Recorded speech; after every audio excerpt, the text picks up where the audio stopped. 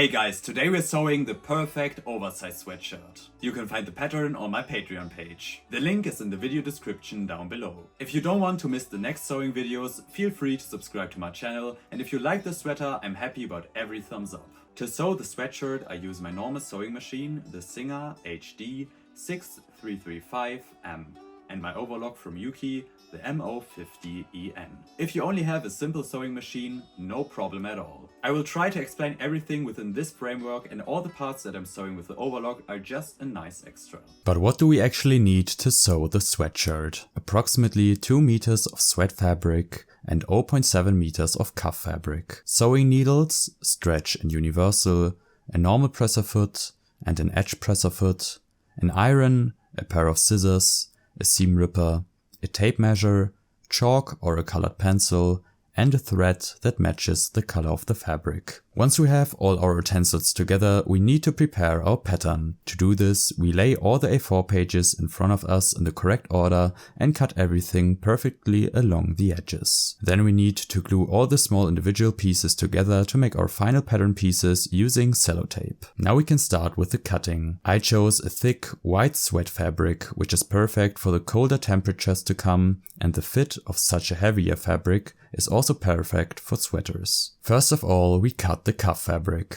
With cuff fabric, you usually have a tube of fabric, so the edges are closed on both sides. We will now cut these open on one side.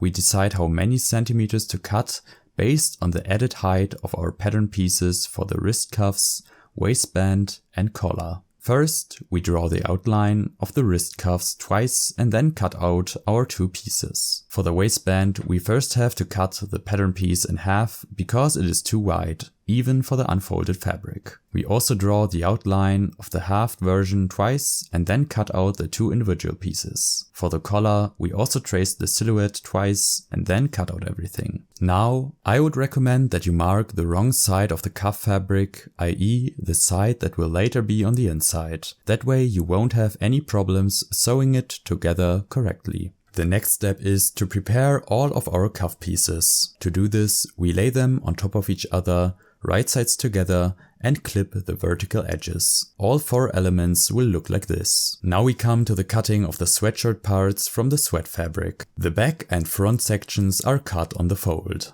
This means that you fold your fabric once so wide that the pattern piece fits perfectly in width. Then place the inside of the pattern piece on the folded edge, this is also called the fold, fix the whole thing, then draw the outline, or you can cut directly along the edge of the pattern. Of course, we also need a right and a left sleeve. It is also a good idea to fold the fabric so that you can simply lay the sleeve pattern piece on top and cut out the two matching pieces directly from the two layers. And now pay attention. You will see these lines along the edge of the sleeve on the pattern. Mark these places, as they are the same lines on the pattern pieces of the back and front. These lines are there so that you can align the sleeve when you insert it. Finally, we cut out the strip for serging the neck seam later. This part is absolutely optional and not absolutely necessary. With regard to the waistband and cuffs, it is also important to mention that you can of course use the same sweat fabric as long as it can be stretched to a similar extent. As a beginner, however,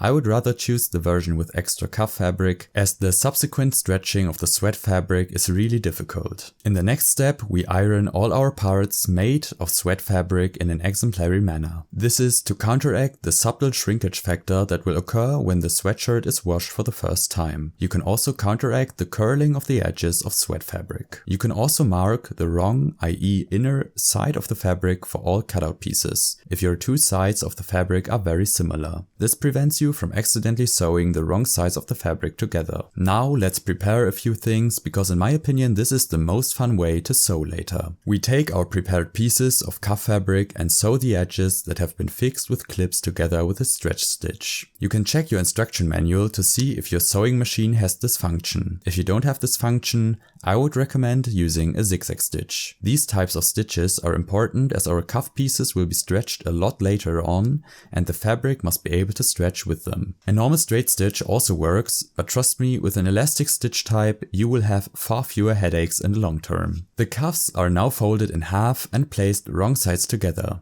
Make sure that both sides of the seam are seam to seam and that the overlapping seam allowances are folded to the left and right. At the same time, use a clip to mark the opposite side of the seam. This bisection will be important later when inserting it into the sleeve. Do the same procedure for the waistband. In addition, mark the two middle points of the waistband with 2 more clips. You are quartering the waistband, so to speak. It will even be easier if you fold the waistband into eighths at this point. We proceed in the same way with the collar as with the cuffs. Now it's time for the big pieces. We can lay the front and back right sides together and secure the shoulder sections with clips. These are then sewn together with a stretch stitch and finished with an overlock. In any case, we can now insert the sleeves. Pay attention to the markings from the beginning. Fasten everything neatly with right sides together using clips and then sew together using the stretch stitch. I finished the whole thing again with the overlock. Next, place our sweatshirt, including the sewn on sleeves,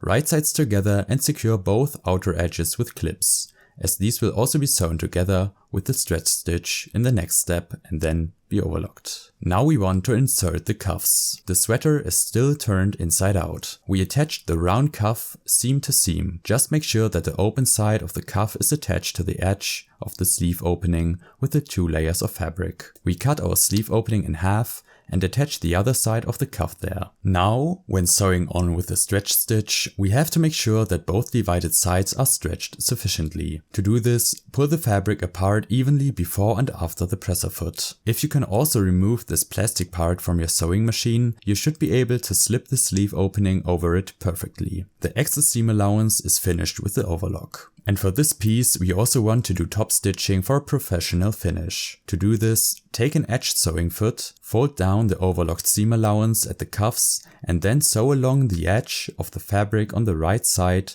i.e. the side that will later be visible on the outside. Still using the stretch stitch. We follow the same principle for the waistband.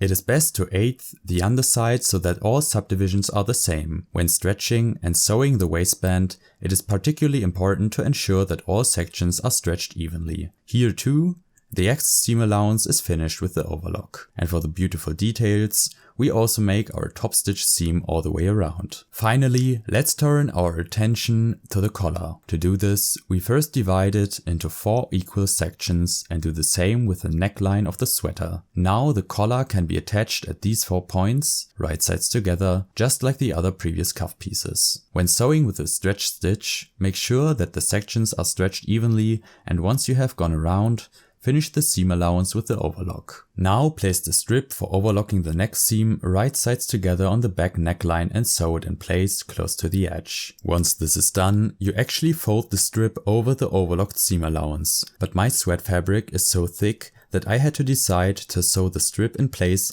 very close to the edge without folding it over. This also looks neat, but if you want an industry-like result, then use a thinner fabric of the same color or bias tape made for this purpose. Finally, we take our edge sewing foot again and top stitch the collar once all the way around. Done. This is the finished sweatshirt. The fit is definitely going really hard. I just love this boxy, oversized look. It's just super comfortable to wear, you have plenty of room to move, and the silhouette can be perfectly combined with baggy pants. Some of you guys had asked about my straight cut jeans on Instagram, so don't worry, the tutorial and pattern will be coming within the next few weeks. If you liked the video, then I'm definitely happy about every thumbs up. Feel free to send me your finished sewing projects via Insta, it's always really cool to see what you guys come up with. Feel free to let me know how you liked the video, and if you got any more suggestions or questions, please let me know. See you at the next video, until then have fun sewing.